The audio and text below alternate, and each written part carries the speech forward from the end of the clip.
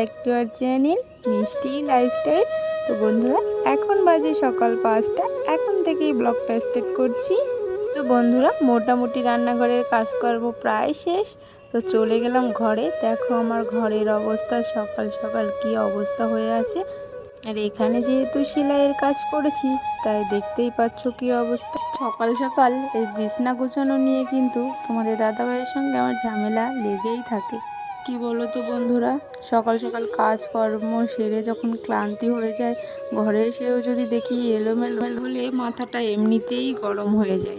অবশ্য তোমাদের দাদাভাইয়ের দুটোই কাজ, সকালবেলায় বেডটা গোছানো আর রাত্রে মশারিটা টানানো। মাঝে মাঝে দু একদিন আমিই করি। তো তখন নাইটিগুলো বাইরে ফেলে রেখেছিলাম, এগুলোই উপরে দিয়ে আসবো। তোমাদের দাদাভাই ভাঁজ করে রাখবে।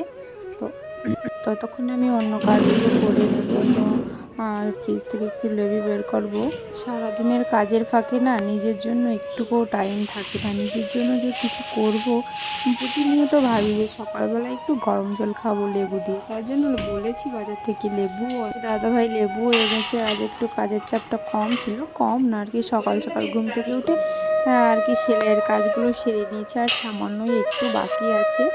আর দেখো জল, গরম জলের মধ্যে একটু লেবু দিয়ে, তো এখন একটু নিজের জন্য একটু শরীরচর্চা করবো। শরীরচর্চা না, একটু গরম জল আর কি খাবো।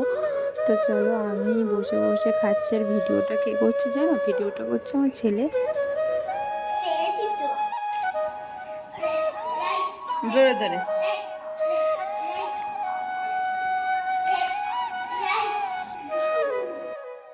এই কাপটা কিন্তু ছেলের জন্যকার কাপ।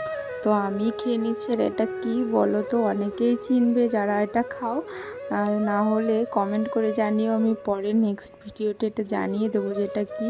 তারপর দেখো রান্নাঘরের কাজও গুছিয়ে নিয়েছি, সবার খাওয়া মোটামুটি কমপ্লিট। এবার ছেলেকে খাওয়াবো, তারপরই আমি খাবো।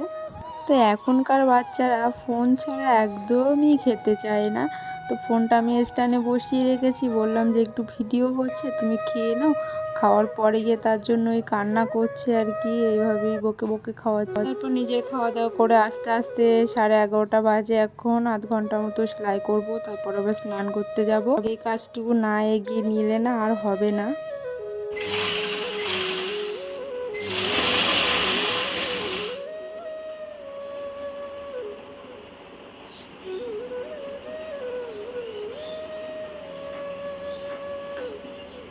তারপর দেখো ফুল তুলে রেখেছিল শাশুড়ি মা সকাল সকালে। দেখো আমার সিংহাসন, তো এখানেই পুজোটা করে নেব এখন, যেহেতু স্নান টান করে পুজো করলাম। তো পুজোর সময় আর ক্যামেরাটা চালু রাখিনি, যেহেতু পুজোর সময় তো আর ক্যামেরা চালু থাকলে মনটা ওদিকেই থাকবে। তো স্নান করার পরে না একটু নিজেকে একটু ফ্রেশই লাগে, একটু অন্যরকম ফিল হয়। তো ভাবলাম এবার চলো একটু ঘুমানোর পালা। তো ছেলেকে মাঝে কিছু খাইয়েছি, সামান্য ভাত, তো তোমাদেরকে সেটা আর দেখানো হয়নি। এবার একটু চলো দুজনে একটু ঘুমিয়ে নেব, সে একটু রেস্টেরও দরকার আছে, যেহেতু সকাল সকাল উঠা। বাবুকে ঘুম পাড়াতে যাওয়া মানে আমিও ঘুমিয়ে পড়বো। তো ওকে একা একা ঘুম পাড়ালে না, যদিও বলি ঘুমাতে, ও ঘুমায় না। ওই জন্য আর কি ওর সঙ্গে সবাই শুতে যাওয়া মানে তো আমি ঘুমিয়ে পড়বই। তো কি আর করা যাবে, দুপুরে একটু টাইম ওর সঙ্গে শুতেই হয়। তো শুয়ে শুয়ে দুজনে মোড়ামুড়ি করতে করতে কতক্ষণ পরে যে ঘুম আসে ওর। রাত্রেও দেরি করে ঘুমোবে, আবার সকালবেলায়ও দেরি করে উঠবে, জ্বালা আর ভালো লাগে না। তো তো দেখো পা তুলে দিয়েছে, শোয়ার আগেই এইভাবেই ঘুমোয়। আর আমি বলছি তুমি ওইদিকে ঘুরে ঘুমাও, আমি এপাশ ঘুরে ঘুমাই, আজকে দুজন দুদিকে ঘুমাবো। আর তারপর দেখো ওর দিকে টেনে তুলে দিচ্ছে যে মামা মামার দিকে আসো, না হলে আর ভালো লাগে না। তো আমি ওর দিকে ঘুরে দুজনে ঘুমিয়ে পড়বো। তো বন্ধুরা, তোমাদের আমার মতো দুপুরে কে কে একটু রেস্ট পাও তো কমেন্ট করো। প্রতিনিয়ত হয় না অবশ্য, দু একদিন হয়ে ওঠে না, সেদিন প্রচুর নাইটির কাজ থাকে। আজকে দুপুরে ঘুমাবো, কারণ রাতে আবার একটু নাইটির কাজে বসবো।